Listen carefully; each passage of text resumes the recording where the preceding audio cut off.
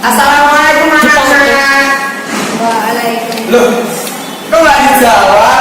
Waalaikumsalam. Nah, itu dong, kalau salam pun dijawab.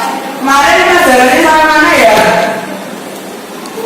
Secara Islam di Pulau Bapak. Oh iya, sekarang Bapak tanya kamu. Pelajaran Islam yang ada di Jogja apa saja, ayo?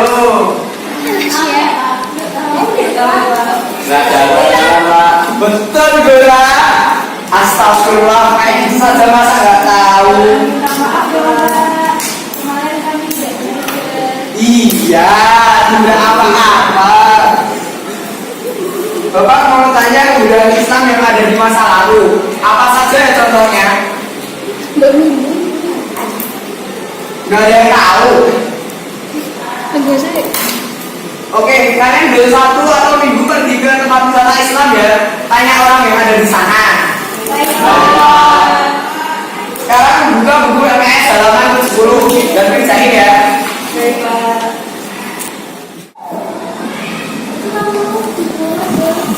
Besok Sabtu kita jalan-jalan yuk sambil belajar. Ayo. Hei, Dore, Arya, mau ikut ke kalian? Mau mana? Boleh. Terus jam berapa jadinya? Jam 8 ya? Kemarin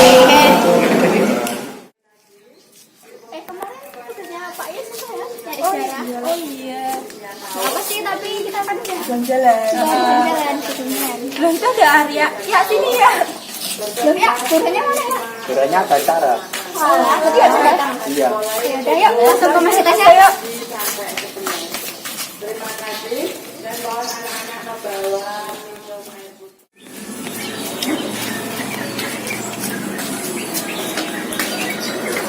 Jadi pada mau mana ya?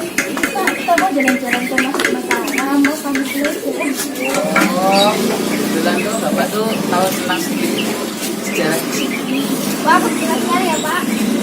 Bagaimana kalau Bapak jelaskan tentang sejarah ini? Oh, boleh banget, Pak. Ya udah, coba ya.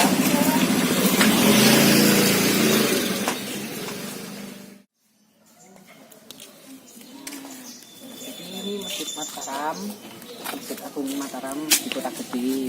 Masjid ini didirikan oleh Sultan Agung pada tahun 1763 sampai 1768. Wah, cukup lama ya Pak pembangunan Masjid Mataram ini. Ya, masjid ini dibangun selama 5 tahun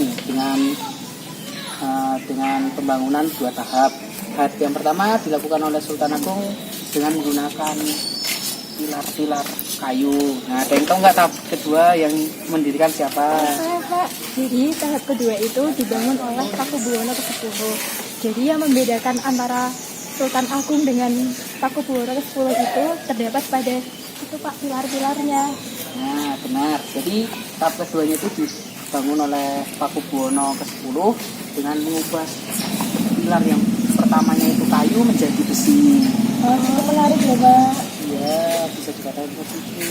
Beda dalam masa habis Bapak jelaskan tentang sejarahnya.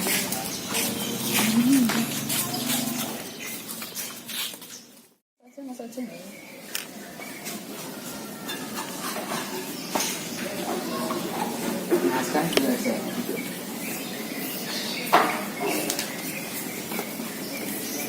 Jadi gini ya, Bapak lanjutkan cerita tadi yang di sana. Jadi kerajaan Mataram itu berdiri pada tahun 1586 dan pada saat itu tuh kerajaan ini tuh milik kerajaan Pajang.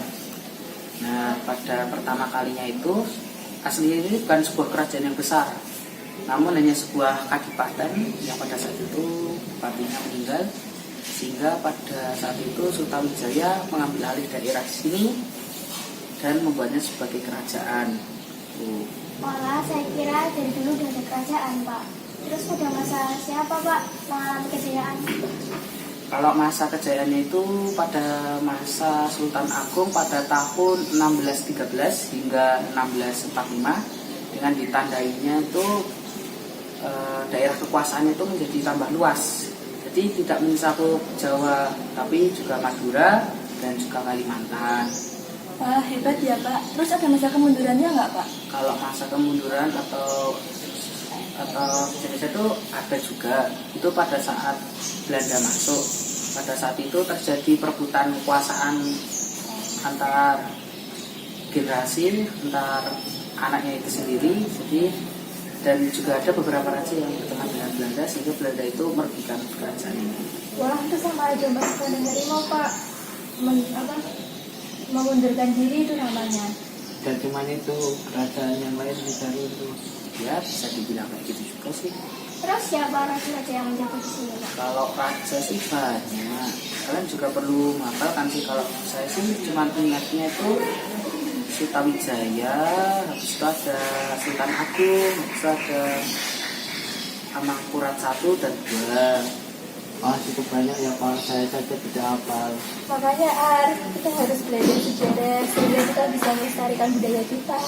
Benar kamu, Rara. Jadi gitu ya, Pak, ceritanya. Ya. Terus di sini ada tradisi apa aja, Pak?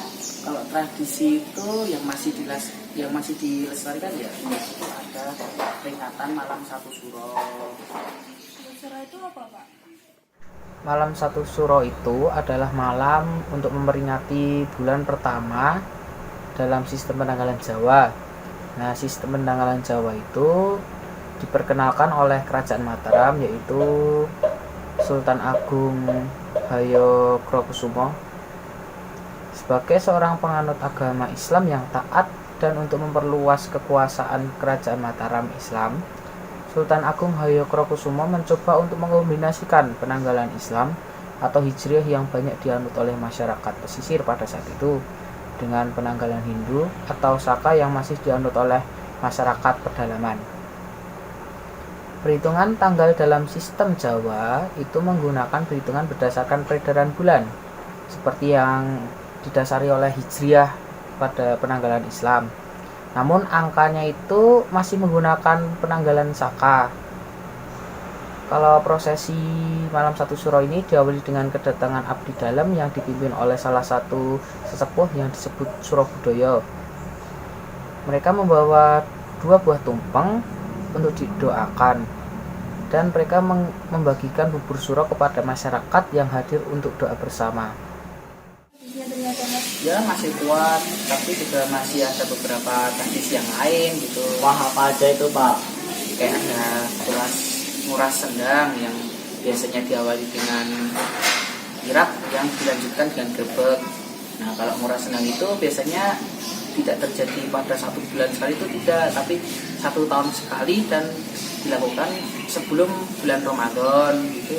Wah, insya Allah nanti kalau kita ada waktu nanti kita kesini lagi, Pak.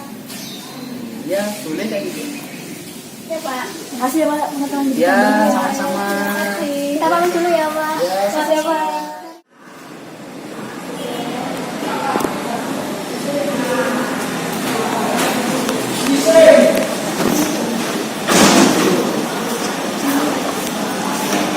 Assalamualaikum anak. Ada tugas? Kemarin pelajarannya sampai mana ya? Saya, Pak. Oh iya. Kalian udah pergi ke besar? Sudah, Pak. Kebudayaan apa yang kalian dapat pada masa lalu? Jadi pada kerajaan Islam zaman dulu itu sering mengadakan malam 1 Suro, dan sampai sekarang tradisi itu masih ada di beberapa wilayah. Bagus. Yang lain